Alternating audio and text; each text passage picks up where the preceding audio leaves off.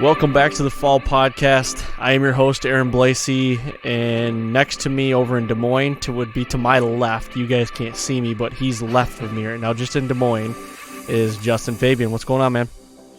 Oh, not a lot. Just made it through another week. It's Friday night. And, another? Yeah. Yep, still kicking, still got a pulse. Still no job, but still breathing. Well, you got a job. You're doing the landscaping thing right now. Yeah, I'm trying. We're working on it. It's slowly but surely, which is nice, man. It really little is. side hustle. Yeah, it's a nice change of pace. I'm not giving up the camera, that's for sure, but it's just it's nice to have something else to depend on besides a camera. And I don't know what it is about mowing grass, man. I love it. It's like it's so pleasing to look behind you and see the result immediately, not wait for it, shoot it, edit it, do color correcting, audio. Ugh.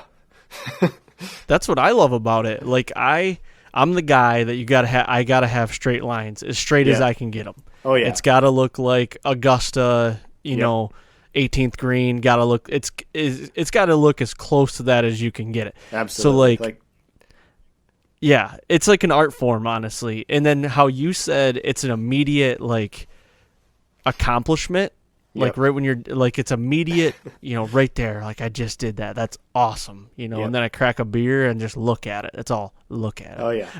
Yep. About 4 more years, and you're going to be out there with your white New Balance shoes, and your daughter's going to be bringing you the beers, and you're just 100%. You're probably going to be a little thicker on the midsection, and you're just going to look back on a Sunday after you go to Home Depot and be like, yeah, nice yard.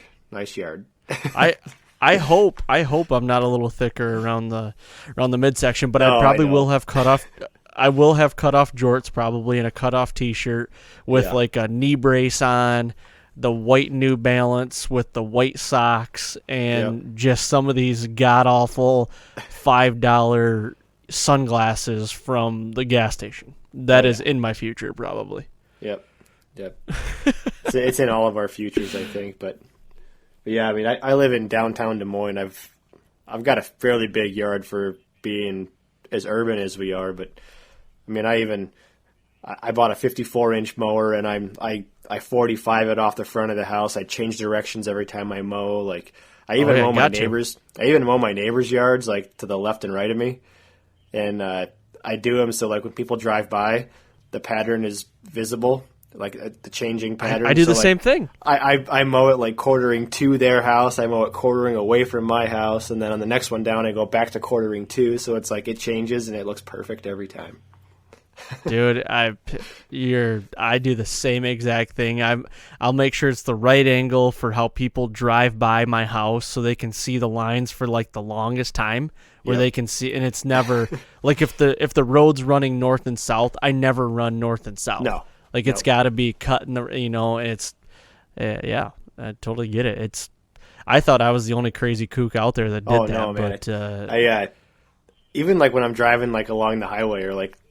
Just like on 235 or 35 here, like around Des Moines, like going to Shields or something.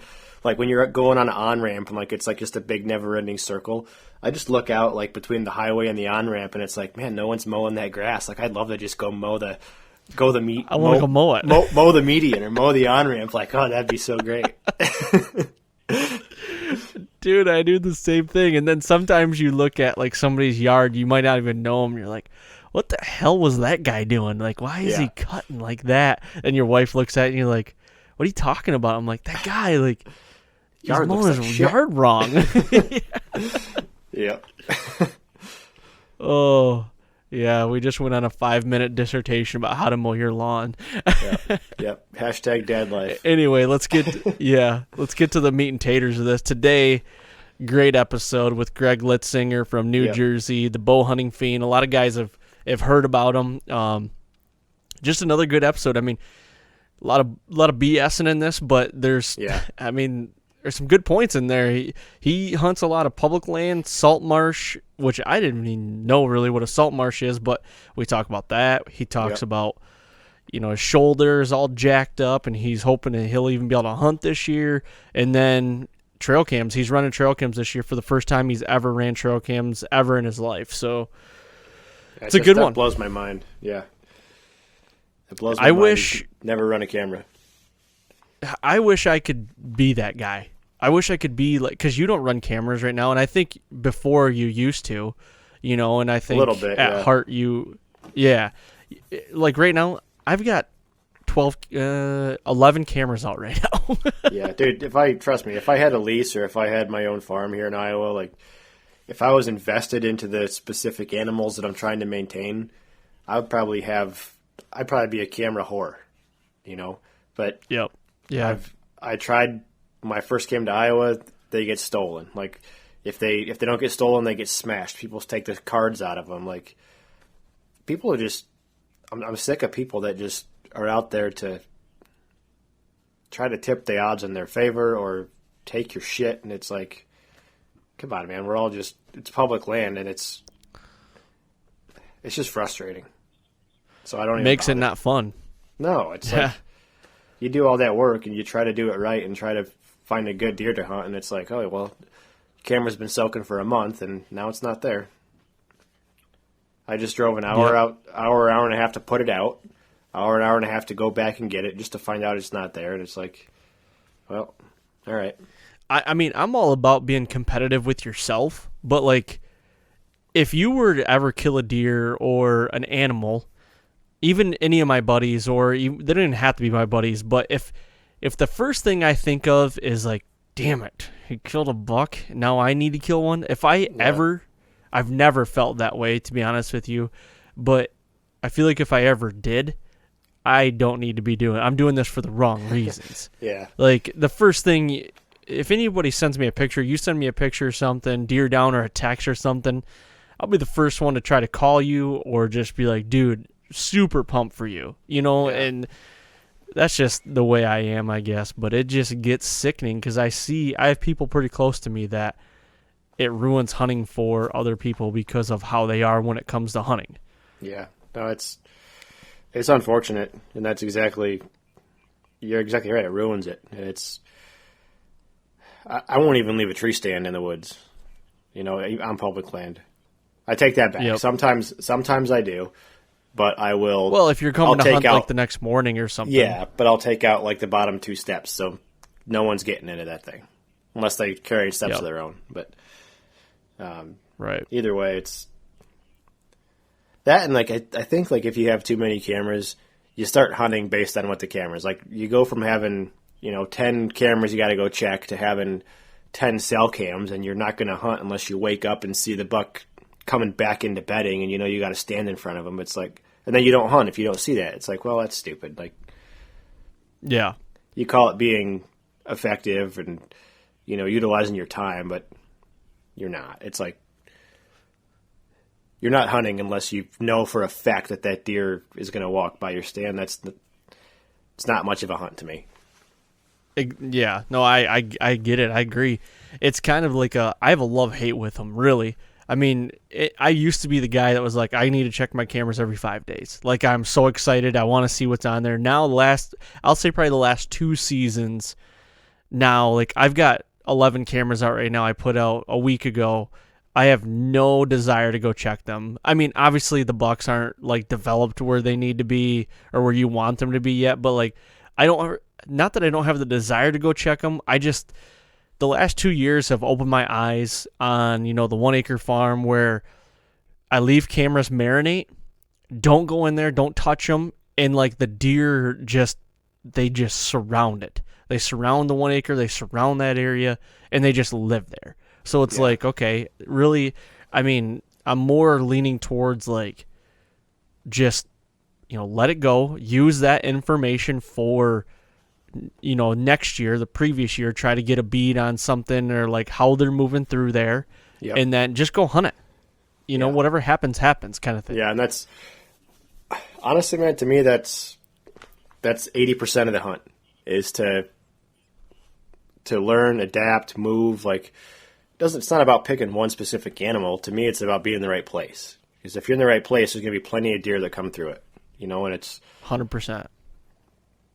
Like I said, if I had my own land, if I had a lease or my own farm and I was more invested in the individual animals, and I knew what I had, then yeah, I'd probably be a little more picky and target and, shoot for different management reasons. But when I go out on public land, it's like, this is enough work as it is, and it's far enough away from home where I just want one to come in range. I just need to get within 30 yards of where this thing's going to cross a ditch or feed on acorns for 10 minutes, or whatever the case may be. I just need one. I don't care which one. Yep. That's it, man. That's it. And that's the thing, my farms around here too, every year there's at least a buck that I want to go after. Every year there's usually a buck right there, in the area, on the farm, doesn't matter. I've been fortunate enough to have 2 or 3 in the last couple years. So it's okay, whatever shows up. And I had a lot of fun last year with my Iowa deer and Kansas deer and Casey's buck that he shot in Kansas. Those 3 bucks were shot and were never on camera, never on trail cam. I mean, we didn't run trail cams in Iowa, but, our 2 bucks that we shot in Kansas were all mystery hunts. Mine especially, we were just yeah. Where do you want to go? And I'm like, let's go to the road stand, and just see what happens. And Yep. he walks underneath, and I'm like, happy as a clam. Yep. You just never know Take what's it. going to show up. Yeah, and I like that. I like that aspect of a hunt. Yep, I agree. Speaking of never knowing what's going to show up, so it is Friday night right now, May 29th, 9:21, and as soon as we're done That's recording, Central Standard Time. Central Standard Time. Yep. We're got the truck packed and we're finally headed to Montana. We didn't get to go do the bear hunt 2 weeks ago because we couldn't get the dogs into boarding because they were still closed. So I mentioned it last week, but we're going to be driving through the night, trying to get some time and get to Montana tomorrow and hunt bears for a week. There you go, man. Well, good luck to you on that. When everybody's listening to this, you'll probably be hunting on Tuesday. I hope so. So it's looking like a hopefully you'll be great week. There you go. I'll make sure to keep the IG loaded with if you get service and send me back some updates. Yeah, I will. And I'll throw them on IG and just kind of let everybody follow along a little bit on that throughout the week, and hopefully you can kill one, and like you did last year. Yeah, I hope so. Hope we can kill 2. Allie's shooting first. Oh, that's right. Allie's got a tag too. I forgot about that. Yep. Taking the man bun rifle, the 6.5 PRC, and the man bun. Yeah, it's the man bun of rifles, if you ask me. But I just can't argue with the range of the thing, man. It's nuts. So can't argue with the results. Yeah, she's shooting that, and I'm actually packing a 35 Remington, a lever gun, open sight. Because really, yeah, if anything happens close range, even if it just happens to cross our path, if she hasn't shot yet, I'll be wheeling that lever gun pretty freaking quick. And right off the hip, shooting from the hip. Well, that's what happened to me last year. It was like a 60-yard shot with my 308. Just walked up on the road in front of me. Now I'm like, son of a bitch, it was bow range. And I'm like, if that happens again, I'm sending a 200 grain Hornady at it out of a lever action rifle. That'd be badass. Well, I'm excited for you. I hope both of you kill and send me updates so I can let everybody else know. I will. And good luck, man. Hey, thank you. You guys, good luck. Now we're going to get with this interview with Greg. Well, welcome back to another episode of the Fall Podcast. And today we've got another return guest, Greg Litzinger, the bow hunting fiend from New Jersey. What's going on, Greg? What's going on, guys? Doing good, man. I don't even know. It's been a hectic spring with everything that's going on and family life, and just it's been rough. It's a rough couple months, man. That's an understatement. 2020 can just take a hike, I think. Yeah. It has been hectic, and I was kind of talking to you a little bit about you're having shoulder issues. Is that the case? What's going on there? Hurt at work, which is good and bad, I guess. But yeah, I got to get that's something with my AC joint, a ligament or tendon attached to it might be torn, so I got to go get an MRI. And if it's torn, it's one of those, the orthopedics, like if it's torn, you can't really work around it because it just creates more problems. So it's, without getting an MRI, he didn't want to get in too deep with it, but he's like, if it's torn, or we got to go there and fix it. And that pretty much means, I don't know what that You won't be means. drawing a bow. Yeah, no kidding. I'll be shooting with a mouth tab, and a left-handed bow. Yeah, jeez. Oh, man. But what sucks is, I'm supposed to go to Montana for 2 weeks, and my buddy's supposed to go with me. He, from what I read on their website, I can get a refund if I have a medical emergency. He cannot. So it's like, ow, that sucks. And I can't transfer my license to somebody else. I don't think so. It's like, I mean, we got friends out there. I don't know what he's going to do. He's probably going to have to go because you can't just get a $1,200 license. What do you? What tag do you have? Like, what are you going out to chase? Elk. That must be the elk combo. Yeah, elk and mule deer. I gotcha. So this is your first Western trip, isn't it, for elk? No, I went 3 years ago. Oh, did you? Okay. Yes, and my buddy Tim, he moved out there 2 years ago, and he's been all over the elk, all over deer. Killed a really nice whitetail. He's on some mule deer. I'm hoping to go out there in a couple of years and go whitetail hunting, open a weekend, because he's finding some big deer, man. Big deer. Yeah, that's one thing. Nice. That's one thing that really intrigues me is that, like, out west whitetail. What I mean out west is like that Montana or the Dakotas or something like that. Like, that intrigues me. It's just a different ball game out there, and we should get somebody on that does like exclusive whitetail out there and talk to them, because that's something I want to do someday for sure. That's like Tim was telling me, like a lot of guys that whitetail hunt out there, not many people bow hunt, and they're like, well, I'll just wait till the rut and shoot them with a rifle from 300 yards away, because the deer and elk season start at the same time, and people are like, elk, whitetail, whitetails, they're all love struck in November. So most people they gravitate towards the elk, and usually elk and whitetail, you'll get the mule deer and elk from what I understand, but you'll get a lot of all three in the same area. So if you're going out there for whitetail, you're usually you're going to see whitetails. Right. That's crazy. Well, so what are you doing right now for shoot? You're not shooting your bow at all then? I haven't done anything. Dude, that is crazy for you. You're shooting your bow every day. Yeah, we're doing some projects around the house. I really haven't been shooting much to begin with. Just I'm going away for 4 weeks this year between whitetail and elk. I'm trying to be the good husband and knock off some work around the house. And then this happens, and it's like, oh, this is great. This is fantastic, and it can't really happen at the worst possible time. 2 months ago, this would have happened. I could have got surgery, and I probably made it work. If I got to get cut, that means my whitetail season here is in jeopardy with my trip to Montana. So, man, that sucks. That sucks. I feel for you. Yeah, I'm trying to stay as positive and focused on what I can control. If it's not torn and physical therapy, 3 weeks I'll be ready to shoot I can shoot in 3 weeks. I'll be ready to go. I'll shoot 55 pounds or whatever, but I don't mind. Right. 3 weeks, 3.5 weeks is all I need to get ready for shooting. So the sooner I know what's happening, the better.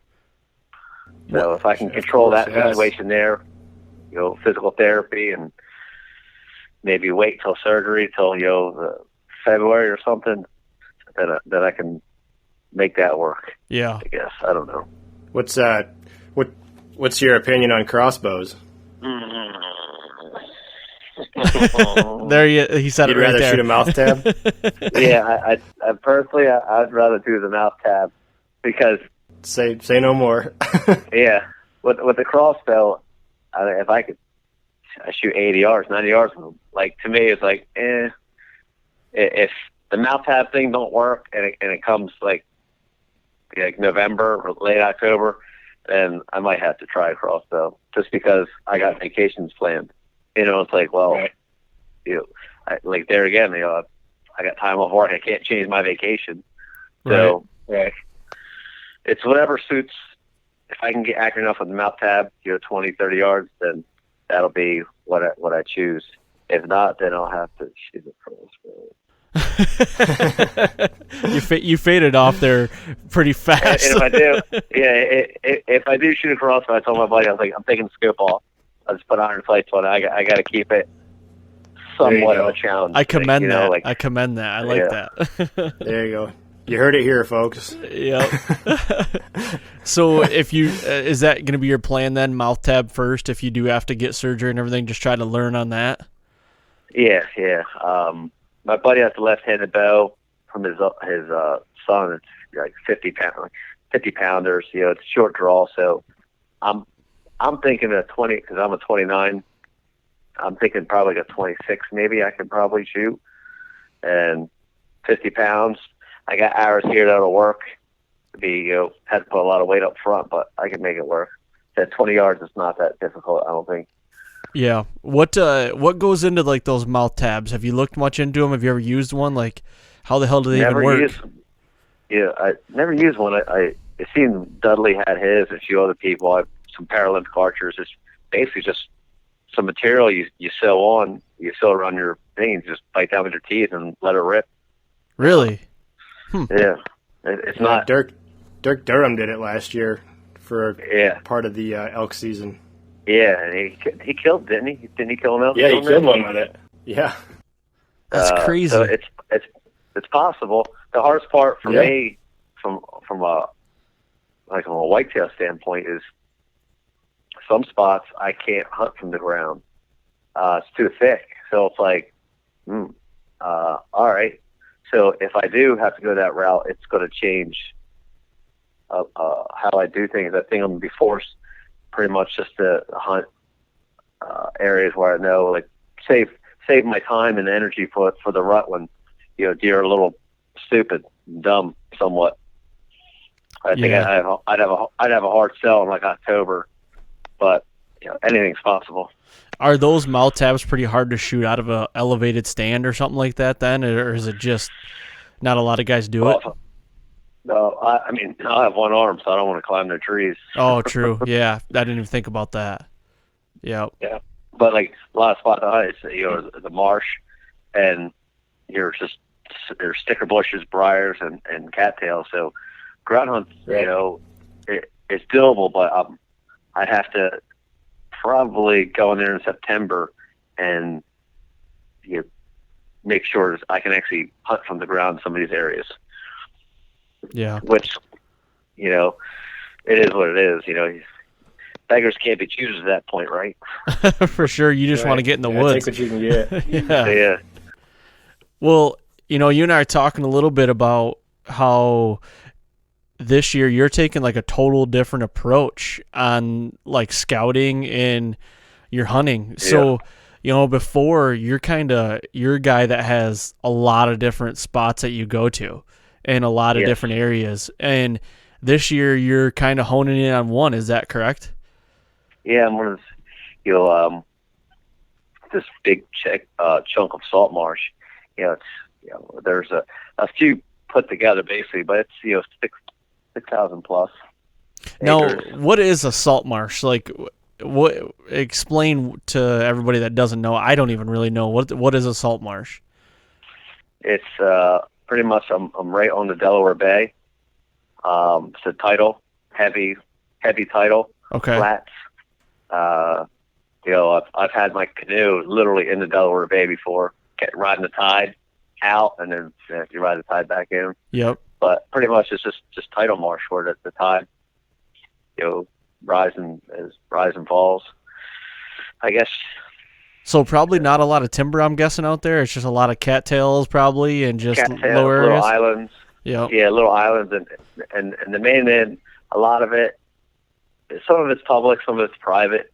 But some of these older bucks, there's these little remote islands. There's there's a lot of them. But there's acorns out there. The island's not tiny. Some of these islands are 50 yards by 80 yards, and some of them, well, most of them have oaks on them. Yep. So if the oaks are dropping, it's just they're just hanging out on these islands and just bounce around between these islands before they get to the mainland. So, a scenario here: what if you're out? Let's say you're scouting and you find what you think is a really good buck bed, but there's like no trees around for like a half mile or a quarter mile or whatever. There's just no trees to get into. Like, what is a tactic that you're trying to, hone in on that might be able to get close to that bedding? Because I know you love to get close to bedding. I mean, if you've killed bucks literally getting ready to lay down in their bed, which is unbelievable. Yeah, I've been lucky a few times.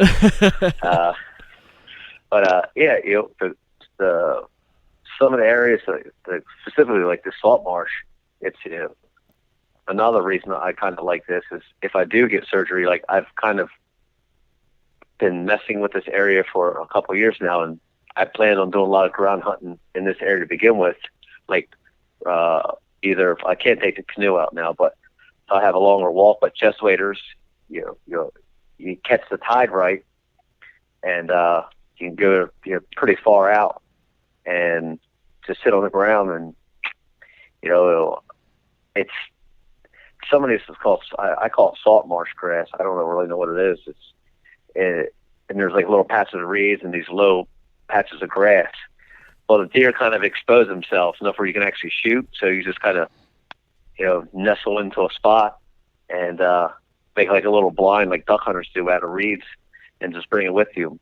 Sit on the ground with a stool, a muck stool, and put your little reed blind up, and it's kind of nice because you can set up and you set yourself up where the deer are actually quartering away from you as they're coming out of these reed areas into the salt grass. So your draw is kind of protected because they're looking away from you. And I've killed a lot of does. I've killed a lot of younger bucks, a few good bucks doing this years ago. So I'm trying to ramp it up and target bigger deer, which is going to be tough. Yeah, definitely, especially out because especially this year. Right. Yeah, for sure.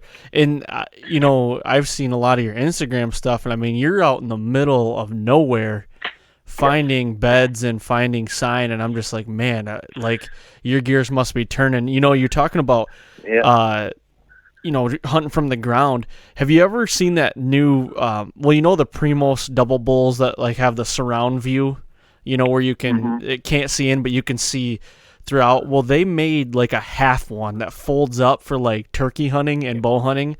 Have you seen that? It's like $100. Actually, my boss Casey got one for his son for turkey, and he's got a younger son. This thing is light. You can pack it, carry it. Like, I might get one just for like hunting on the ground. It is the coolest thing. It's so light. You can stake it down, and it's only two sides, and it's got windows in it. It's really cool. Yeah. Would that should be an option too, maybe. I could do that and then put reeds on it. There you go. Yeah. So they should use something like that, or because I've done various things in the past. Like we've made our little reed blinds, or you just find it sit in a ditch where your silhouette's down low, and usually out there the deer, for the most part, they're not expecting danger to be in some of these spots. Like it's almost like the little safe zones, because very few people are going to walk that far out. And if they are, usually it's like duck hunters, and they don't really bother deer. So this year I experimented a little bit. The deer will see you, and they just kind of keep going. It's almost like they're like, well, whatever. You're not, you're like a clamor, a fisherman or like a duck hunter. And some of these deer are like, whatever. They're not really worried about you. Granted, I didn't see a mature buck, but I've seen does. And if a rut, November, you get does that are coming through there, maybe catch a buck being stupid. I don't know. Yeah, definitely get them in that time where they're just, they don't even love straw. Exactly. Yep. Justin, he hunts on the ground. He killed a real good buck in Iowa. What was that, 2 years ago? Yeah, my first year here. Yeah, 2 years ago. No blind with a camera. I mean, unbelievable footage and great hunt. Like, I still can't get over that you did that. You know what I mean? But same kind of way, like, you rattled them in, didn't you? I mean, it was a blind rattle, and it was in November, so get them when they're stupid. Yeah. Yeah. They make those little errors, that you capitalize on. Yeah, I'd seen a lot of activity the previous 2 days, too. Like, I heard chasing, I heard grunting, I saw chasing. I mean, there was bucks running everywhere, so yeah, I knew it was the right time to just be that aggressive, and I could get away with it. Like, I'm about to tell you, I started hunting a lot more on the ground since then, and it's awesome. Like, I still film everything. Yeah, that's the hardest part, trying to film. Yeah. Jeez.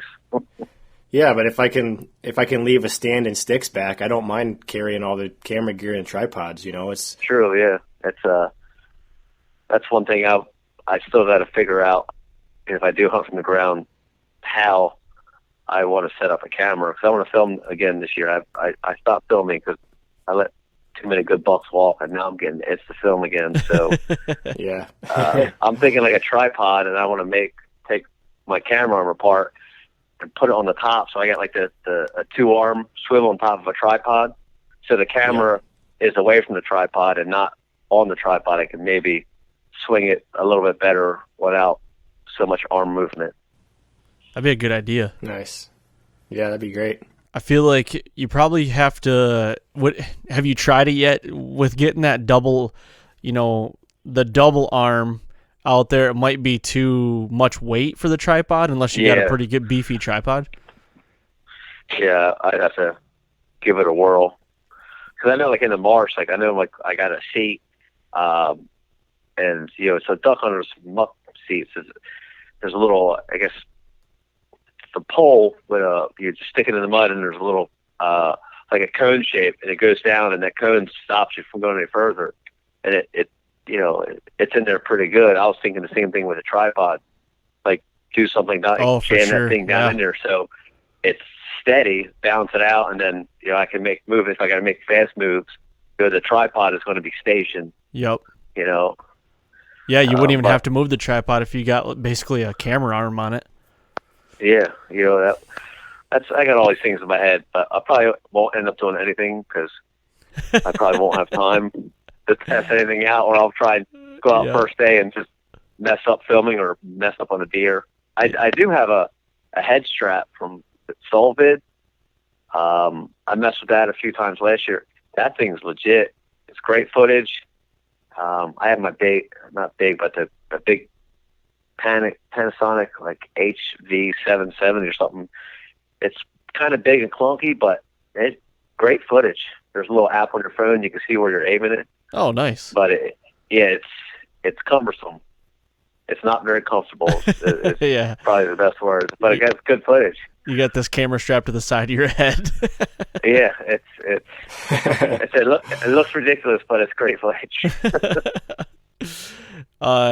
One thing that when I first met you and did a podcast with you, when you were talking about how you get so close to beds, and then I saw that video. What buck was that? I mean, you literally it was a morning hunt, wasn't it? When that buck, you got up in your stand, you were mobile, got up in your stand, and that buck came back in, and it was literally getting ready to lay down. You shot him, wasn't it? Yeah. Yeah, he was 5 yards away from me, 6 yards or something. Unreal, man. Jeez. And he had no idea what was there. Like, I had those bricked down because like 2 little ledges, and I think he was betting on this ledge as the wind was perfect, like the leeward side, but there's a little open spot, and he can see there's 2 trails below it. And I think he was just sitting there just watching everything. He could see any deer come up this one big trail that kind of came up, and then the 2 side hill trails, and he was just sitting there just chilling. I'll sit here probably all day long looking for does. He was running up tarsal glands on October 20th. His tarsal glands were stinking. He was all swelled up, like he was definitely in the hunt for the ladies. Now, was that a bed that you had scouted before, or was that kind of like? Yeah, it was. So you knew it was there, and you knew you were gonna try to hunt that, kind of like you would almost like a bait pile in a way. You know what I mean? Yeah. Like, you know it's there. I'm gonna go try to hunt it. Yeah, and my method of doing that, like I said, was through trial and error of trying to hunt low in the morning and beat them back to the bed and all these things. And I never seen a deer doing that. There's too much movement, too much whatever. So one day I decided I'm going to sit on this bed. And the first time I sat on the bed, I shot a big, he was 120 inch. He was 6, A's at like 6.5. But same thing. I shot him coming back to bed. And I'm like, this is way easier.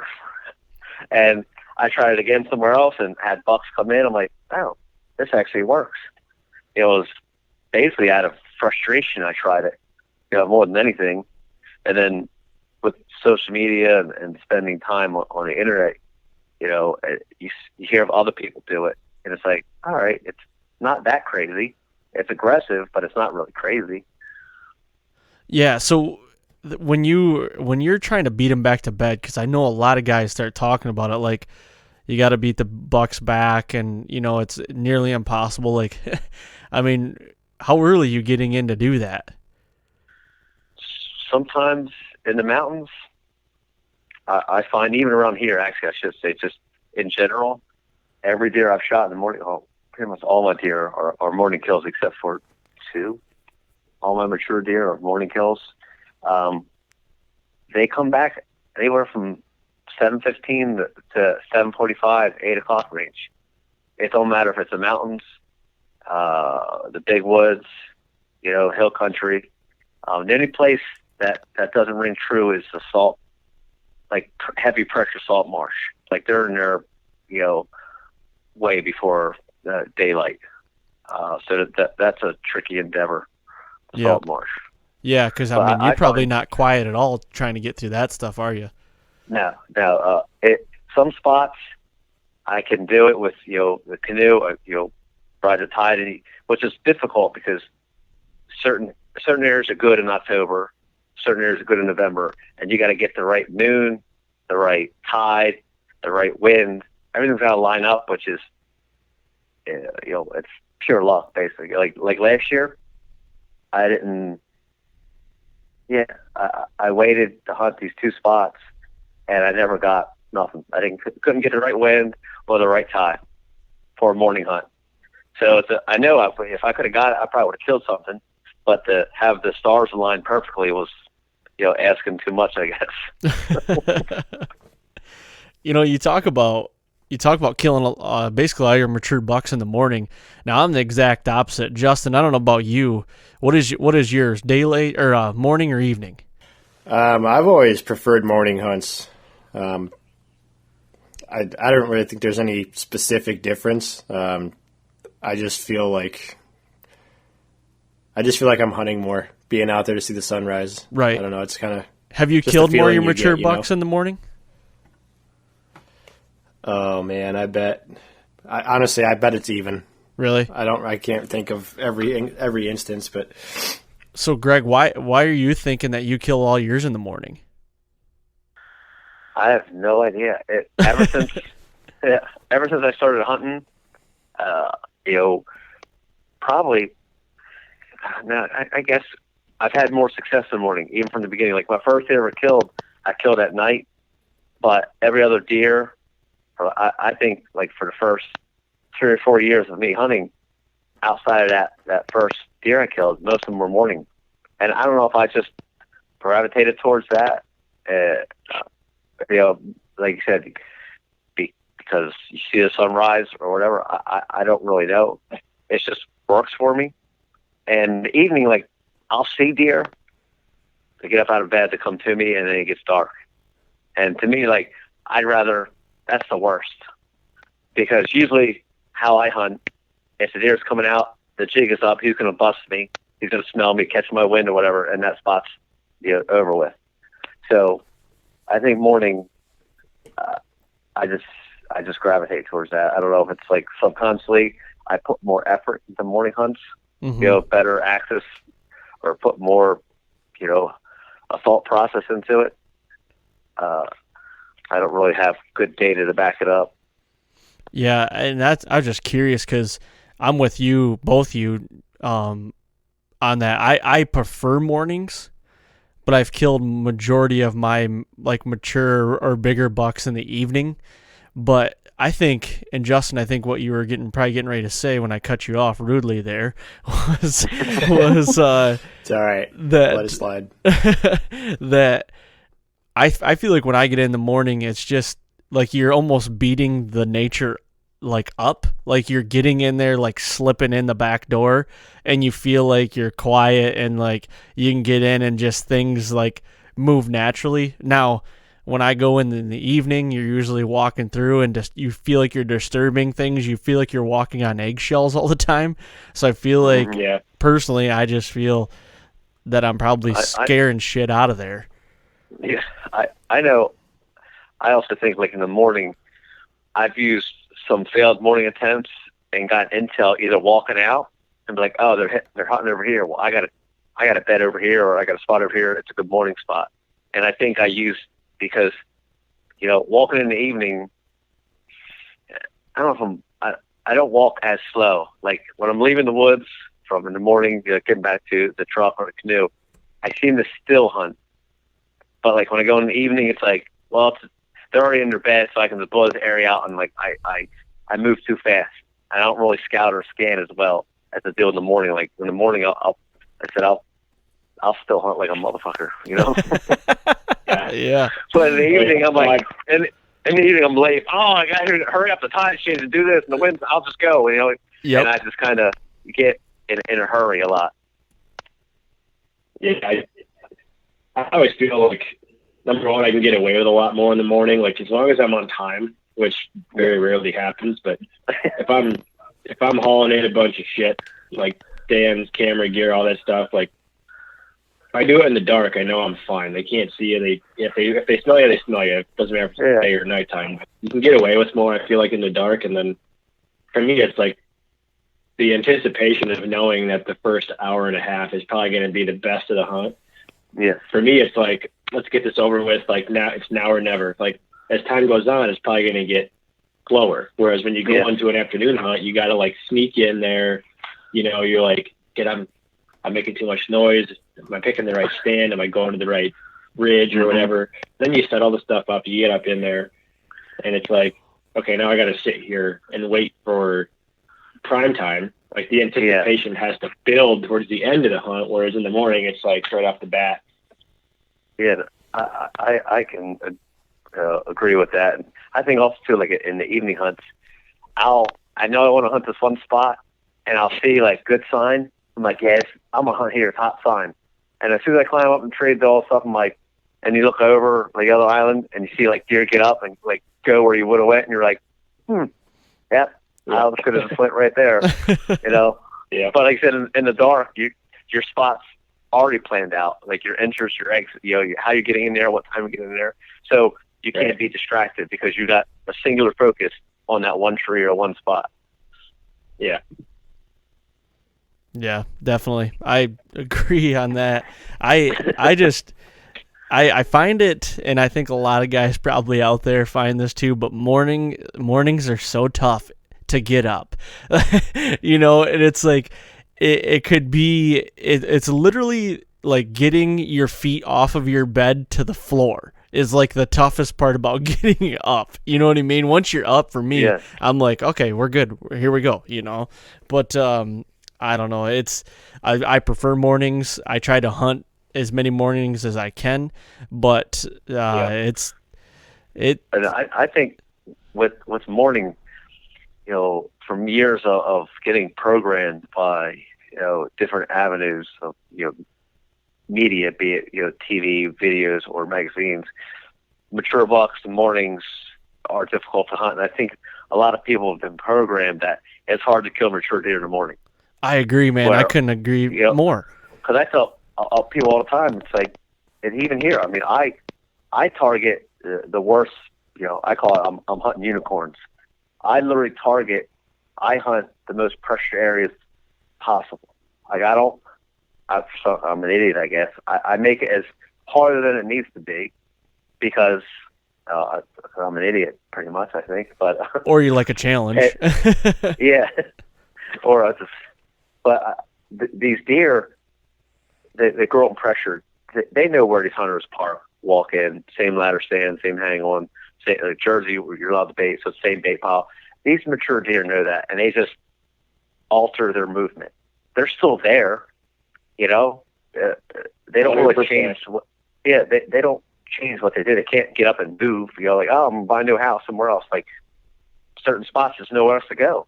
And some of these salt marsh spots, you know, they're thousands of acres of salt marsh. Well, they just move down or move an island over. Like they don't really change what they do. They just alter their movement to avoid said area. Yeah. That one I riddled in that Aaron was talking about earlier, I killed him 200 yards from the parking lot. Yep. Yeah, like same thing. Yeah, like in the mountains. I understand your logic. It's find the overlooked places, and like you said, those bucks the mature bucks, they'll just put their head on the ground and let you walk by. Yep. I mean, I learned that from hunting the pine barrens in Jersey here, like doing drives, like during shotgun season when I used to gun hunt. Yep. And you would literally have to step on a mature buck. Like I literally run over by a mature buck. You know, like I was looking, there was these does bedded down in this laurel, and I went to try and kick them out, and then this buck just he was with them, but he just looped around and pretty much like pushed me down and was, you know, off to the races basically. But these deer were literally like, you have to kick them. They just don't move because they know gun season, people are driving. They're going to go this way. When they go back, they just get up and they go back the other way. You know, I think people give deer. Yeah, I think people give deer too much credit, like they're some mythical creature. They're not. Yeah, they're predictable. They're creatures of habit. Talking about drives. I grew up hunting drives in New York, so it's like, how many times do you hear, you know, someone comes across the radio? It's like, nice buck running back into the drive. You know, like they see the sitters and they turn around and go back in. It's like. And they're doing the same thing they do once they get shot. They just do a big circle, try to get back around you. And it has amazed me years, guys on the Pine Barrens. They do the same drive. They're just like stand hunters. They do it the same way every time. And these deer know that. And it's like, we're doing this the same way every time. Like, we're not going to change it up. We're going to cross. All right. And we never killed a big deer in drive, ever. It was always just this, you shoot the little, you know, fork and horns and little 6-pointers. You know, the big bucks were never killed on a drive, and it's like, you probably walked past them. They were all held up. Right, and then you've got the people that are like the first time. I wouldn't say first time hunters, but you bring somebody into the group, and it's like your buddy or your cousin or whatever, your in-laws, and it's like, oh, I'm going to bring Jim over here, and I'm gonna put him on the second from the end as a sitter, and I'll show him where to go. And it's like, he doesn't know the land. He's walking through the woods saying, well, where the hell am I? Like, is this the creek? Is that the rock? Is that the big oak tree? He's like, I don't know. This looks good. And he's sitting someplace probably different than the guys who know the drive would be, and that's the guy who shoots the deer. Yep. I can definitely been there, seen it numerous times. Yep. And I agree with, you know, Greg there saying we give deer too much credit, which is 100%. I mean, you know, I feel like we as hunters, and we've talked about this before, is like, it's got to be this like magic, you know, certain formula to kill a buck. Like, it's got to be this and this and this and this ridge and this saddle and this far off bedding kills a buck. But like, realistically, are deer just like really nomadic? And, you know, all three of us talking here have had totally different, you know, scenarios and totally different opinions on what we went through. You know what I mean? So like, Greg, you've shot bucks literally laying down your bed. I've never done that. Yeah. You know what I mean? But like, you know, I've shot a 4-year-old buck on a field edge, a bean field edge here in Michigan when I walked, you know, in the morning through a wide open field like everybody says you're not supposed to, got in my stand on the edge of a field and shot one that morning, a 4-year-old. Yeah. And it's like everybody tells you to do this one thing or do this thing and you're not supposed to do this. Like there's this big thing always been going around that you can't, or you won't really see a lot of deer movement or kill a mature buck on a morning hunt after a full moon. I know numerous guys that have killed really big deer after a full moon, and it's just, I don't know. I just feel like a lot of guys, and me included, probably you guys included, that it's like we can only talk about how like what we went through and our experiences, and maybe that might help someone else, I guess, Yeah, I agree, 100%. I don't know. I just feel like hunters in general are just, what gets them in a trap and probably not successful is just your own thoughts and second guessing yourself and all that shit. And I think too now, the age of content everywhere, a lot of people regurgitate somebody else's words without ever actually doing what they're talking about. Right. Yep. They watch a few videos and this is the way it's done. It's like, you've obviously never really done this, because there's numerous ways to get it done. Like my way is super aggressive. People look at me like I got 6 heads, but I'm a high risk taker. Even outside of hunting, like I kind of push the envelope in a lot of different ways. Where my buddy, he's so conservative, he overthinks himself on everything that he does, but hunting wise or shooting wise. Like it's like he's such a good woodsman. But when it comes time to like, all right, this is a kill setup, he will always take himself out of that spot. And it's like, dude, he just can't get it to work. And it's so frustrating for me, because it's like, he's so good at what he does, but he can't, finish the deal. Yeah. And that's why it's frustrating. It really is.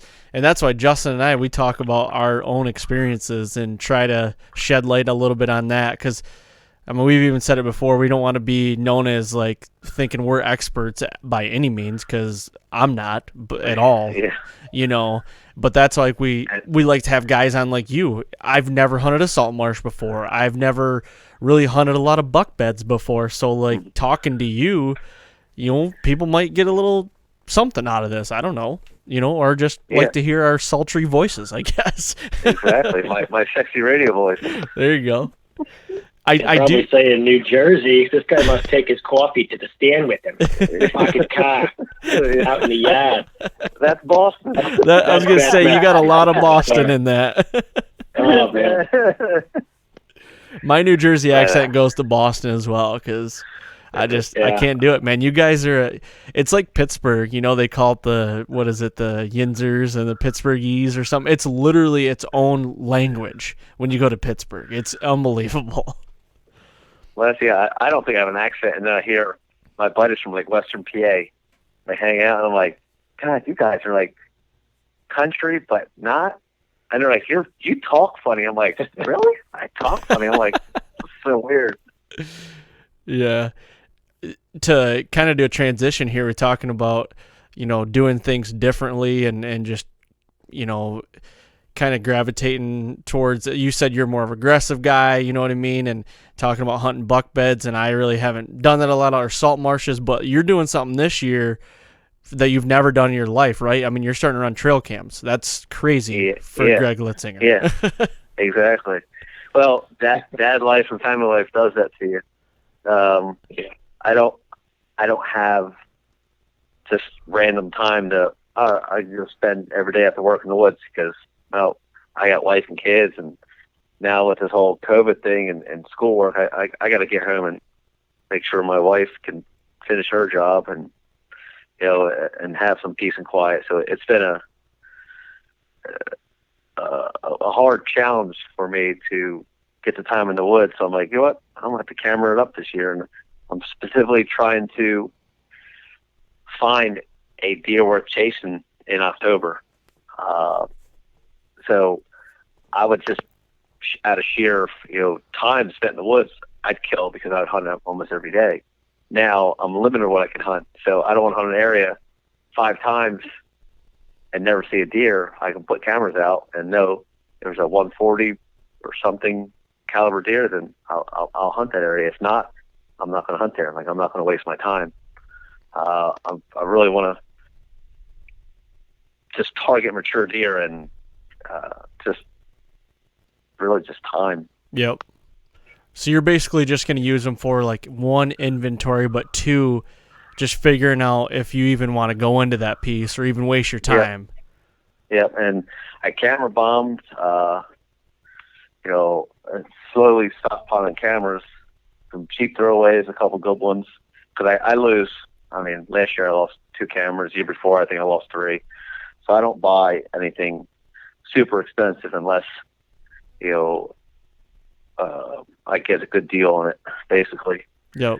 Because I know I'm going to lose a few cameras, and just let them soak this summer and camera bomb. Not just run one or 2 cameras in the area, spots I hunt, or I know I've seen deer spotlighting before. I'll just camera bomb the shit out of it and let it. I'll pull them in July, and maybe something's there. If there is, maybe I'll put some more out and check them, because our oaks around here start dropping like middle of September sometimes, and that really alters deer movement. You'd be like, yeah, I'm on this deer, and then they just disappear because oaks are dropping a mile away. I'm sure that's a pretty common across the country. Oh man, it is like up here. My family farm, we've got an oak tree. I mean, it's one of the biggest white oak trees I've ever seen, but it's been on the property forever. And it was like 3 years ago, I had a stand close by. I mean, you could see it. I had probably 12 does single file go right to that tree and eat the whole night. And I'm thinking, like, what the hell? Like, you knew that oak tree was over there, but it was like, after a little bit of investigation, you go to that stand, you'll see deer go right to that tree as like a bait pile on good oak tree or acorn years, good acorn years. You'll see them single file over there. It's pretty cool. And even like some of the spots I hunt, we get a lot of persimmons. And some years they're heavier than others. And the years that they're everywhere, it makes it difficult to hunt, because persimmons, I don't know if you guys have them. No, you know what a persimmon not is? that I know of. No. I don't think there is persimmons in Michigan. I don't think. Yeah, but those things they're actually good. When you get a couple cold mornings and those things get sugared up, those deer will just, it's only a couple days, like an oak tree, a couple days and they're gone. But if they're everywhere, this deer is just everywhere. There's no like rhyme or reason where they're bedding. They'll just bed right underneath the persimmon trees. And heavy. You want heavy mist seasons, but at the same time, it's frustrating because deer are like, oh, I can eat whatever I want. Right. It's like a catch-22. Heavy mist, heavy acorns, and you don't see deer for a week sometimes because you're trying to find the right tree where they're eating. Yeah, and like they are nomadic then. It's like you don't know where the heck they're going to be. Do I pick the right oak tree or the right persimmon tree? Are the persimmons, are they those little yellow balls? Yeah, little orange, yellow balls. Yeah, or orange, yeah. I've never seen any in Michigan, but we do have them on our Kansas lease. But it's like what I've seen of them there, and correct me if I'm wrong, but it's like a 3-day or 4-day cycle. Like for 3 days they'll be great, and then I don't know if it gets cold or something and it kills them. Does that sound right? Yeah, they'll eat them when they fall treated. They rot. They'll get soft and eat them, but they're super, super bitter. And if the persimmons is holding until like the first frost, which can be difficult for us because we don't really get cold till late. You get a couple cold Octobers, those things will get real sugary, sweet. Almost like I've eaten them. You see them fall. You get it just right. If you eat them when they're not ripe, it's the worst thing in the world. It's horrible. It's the best trick to do is give that to a new hunter. Here, eat this. It's delicious. It's not really delicious. It's not ripe. It's the worst taste in the world. But you get them when it's just ripe. I mean, it's candy. It's delicious, actually. Yeah, that's cool. I think some people call them Osage trees, don't they? Is it the same thing? Osage? I don't know. Oh, no, never mind. I'm wrong. that's that big. I know what you're talking about. Yeah, those things. I've hunted an area where those things were all over the place, and people used to hunt all over because they think the deer would smash them and eat them. I never seen a deer eat them. What is an Osage? No, they scare the shit out of you when they fall. Like, you be sitting there, it's dead quiet, and then it sounds like a bowling ball gets dropped out of your tree stand. Oh, you're talking about it like a hedge apple tree. Yeah, okay. That's what I was thinking of. I know of as a hedge apple. I had to Google it while you were talking about it, so I asked that question. Those hedge apples, I remember the first time I ever saw one, it was like 2011, 2012 or something in Illinois. Morning hunt, first time ever, and like Justin said, you hear this like big. It's dark out.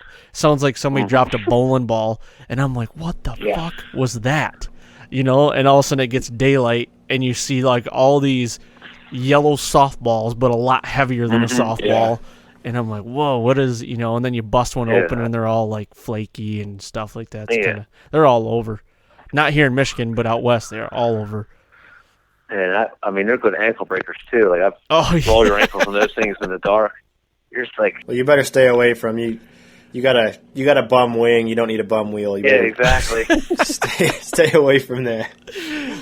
He's gonna be on crutches, and he's gonna have an arm on a sling, and he's got a crossbow just limping out there. Well, that there's a few years ago, like I fell out of a tree, had a nasty tree stand accident where. I was in the hospital for a week and a half. Shattered, tibia, plateau, and plates and screws. And my first day, and the doctor says, "Yes, you can walk without crutches." I literally took my climber out in the morning, and I ended up killing a buck that morning. I walked 150 yards from the road, and I thought I was going to die because it was the first time walk without crutches. I climbed up my climber 3 months after having major leg surgery. With a climber, climbed up, and then, I shot this big 7-pointer, a little 8-pointer, but, and literally, I was in the stand like 30 minutes. And I was so exhausted. I was in so much pain trying to stand up and shoot him. My left leg, I thought was just going to fall off. It was the worst thing in the world. Like, trying to climb down, I was in so much pain because it was like messing up my knee, trying to lift up. But it was like the greatest pain in the world because I literally killed a deer in 30 minutes after thinking my whole season or my whole life was going to be altered. And my body's allowed to come out and drag it, which I think that was the greatest thing because it was a big body. Really appreciate your help, guys. I'm sorry I can't help you. Exactly. Then you got to sit back and tell them how to do it. Like, I wouldn't do it that way. I'd do it this way. Yeah. They felt bad. They got it for me and everything. I said, man, I can get used to this. Is like going to an outfitter. Exactly. Go over here and go up. I shoot you guys. Take care of the rest. I'll be at the house drinking coffee. That's the only thing. Yeah, that's awesome. It's a buddy of mine from high school. He got in a motorcycle accident the summer he graduated college. So he wrecked his motorcycle like the first week of June. Ended up getting his leg amputated below the knee, and he was in a tree stand in October. Shot a deer with his bow in Holy October cow. with one leg. Yeah, that's unbelievable. Like my injury was to get in the woods was a drive for me. Like it gave me a purpose to, go something there, to achieve. Yeah, because I mean, I got out of hospital. I mean, I had a hospital bed here. I was literally having nurses come check in on me. It was a dark time, like mentally, and just thinking about being in the woods, kind of got me out of that funk because the first month, man, this was like middle of August when I fell, and it was the first time I ever missed opening day. I was really down in the dumps, but just thinking about deer and getting in there, kind of pulled my head out of my ass. I was like, you're going out as soon as the doctor says, and even the doctor was like, you're going to go out in the woods anyway. I'm like, probably, yeah. Probably. Yeah. I was like, I got a brace on, and I'll go, if I got to go out and crutches or cane, I will. He's like, he was just shaking his head. He's like, it's your leg. Yep. That's crazy, man. I wouldn't expect anything less from you. Yeah. I'm kind of dumb. Like I said, stupid, idiot, whatever you want to call it. But I'm a determined idiot, which I don't know what's worse, being an idiot or a determined idiot. You're driven. Yeah. There you go. You're driven, and you got an aggressive mentality, so that might be a recipe for disaster. Yeah. My daughter, she'll be 2 here. There's so many similarities between her and I. My wife is looking. She's like, she's just like you. I'm like, mm-hmm. Yep. Yeah. Mm-hmm. Like, that's funny. Like she jumps off the couch. Like she thinks it's funny to jump off the couch. Like today we went to my buddy's pool. She's never been really in a pool. She's jumping off the deck into my arms. And I'm like she's like jumping into me. Like I didn't think she was going to do it. And then she was getting mad. I wasn't putting her back up on the deck so she can jump in. This went on for like 2 hours. I was like, I'm exhausted. She just kept going, like screaming, have a good old time. I'm like, oh God, it's going to be the death of me, little girl. It sounds like my daughter. She's going to be 3 in August, and she has no fear. No fear. Yeah. I have a racing quad, and we get on that, and she just wants to go fast. I mean, I'll hit the gears as fast as I can hit them, and she just wants to go faster. And I'm like, geez, okay. I'm basically driving one arm because I'm holding on to her, and I'm like, she just loves it. Yeah. So, and like my daughter loves deer. Like I put elk on, like elk bugling. She goes nuts. She calls them deer, and she'll sit and watch, the whitetail drone DVDs with me because there's a lot going on. It keeps her entertained, and she just glued to the TV. It just loves it. And like my stepdaughter, she's like, yeah. doesn't really show an interest into it. But like my daughter, like she just loves deer. She sees deer in the road. She's like, deer. My 3D target's in the back. She's like, deer. It's just it's pretty cool. Yep, that's awesome. Fun age right now. They're at fun age. Yeah. Like trying to talk. Yeah, no kidding. We're coming up on an hour here. I want to kind of get you off here, and Justin's actually got a big trip he's going to be leaving for right after we get off this, so I want to be able to get him on the road. Where's too. he going? I'm headed to Montana. Pronghorn. Nope. Bear. Black bear. Bear? Oh, yeah. Yep. Spot and stalk? Yeah. Public land. My wife and I are going out. We're camping for a week and just going to hike and see what we can find, see what we get into. What do you, is it bow or rifle? Either or? It's either or, but we only have a week, and we're taking rifles. Yeah. So you bring a sidearm with you or no? Yeah, definitely. There's what do you take out there? I'm just taking a 40. That's all I got. I got a 40 and a 45, but I don't have any big hip cannons that I really tote around. I'm debating about pulling the trigger on a 10 millimeter if I go to Montana. If my shoulder's good. Yeah. I can shoot them more accurate than, like I said, those cannons. 454s and everything. It's just too much. I'm a little guy. I can't handle those guns. Yeah, it's not worth it. I take a 40 I just use, just full metal jacket rounds, like just good penetrating rounds, and it's a Glock, so you can beat the shit out of it. Yeah, flat nose and flat nose, hard cast, and hope for the best. Yep, pretty much. Pretty much, but I'm not worried. I'm not too worried, honestly. I'm aware. I'll tell you that much. I am definitely bear aware. I don't know. I'm not looking over my shoulder every 5 steps. Yeah, I say it's just if you're just like I said, aware of your surroundings. Usually, you're good. It's the people that get in the la-la land that have issues. Right. That is for sure. Yeah. Well, Greg, I'm yawning. It's not going to be a fun no. drive. You've got a long drive. You need to stay awake. Well, Greg, I appreciate you coming on, man, and doing this on kind of short notice. Man. It's always good talking to you. Yeah, it's always.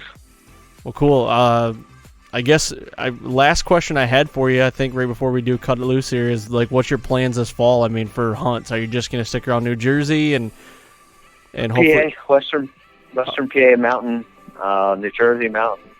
That might be on hold. The Jersey one, so I got to buy a permit. Jersey is the way their seasons run. You got to buy a permit.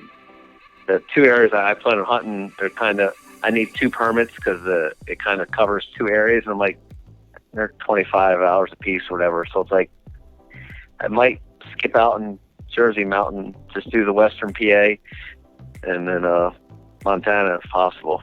Yep. Well, cool, man. Good luck on those. Hopefully you can get it done, and hopefully actually you can even get in the woods this year. Yeah, like I said, Monday I go see a specialist, and we'll get a game plan. There you go, man. Just tell them to hold off if you can until after season. Exactly. Give me right around the middle of December, because that's their busiest time at work. I got to get cut. There you go. Sorry, guys. There you go. Well, cool, man. Thanks again for doing this. Appreciate it. Yeah. Good luck on your bear hunt, man. Hey, thanks, Greg. I appreciate it. See you guys. Later, bud. Have a good one. And there you have it, everybody. Greg Litzinger, the bow hunting fiend from New Jersey. Thanks to him for coming on. We've had him on before, and it's always good catching up with him, so appreciate him doing that. And thank you guys for all the downloads, all the support, and all the 5-star ratings and the reviews. That's much appreciated. I'm going to remind you again, though, go on iTunes, leave a 5-star rating and a review. That would be awesome. Thank you very much. And I'm going to leave you guys with that because this interview went a little bit longer. So I'm going to leave you with that. And hopefully everybody has a great week. And we'll see you right here next week on Fall Podcast.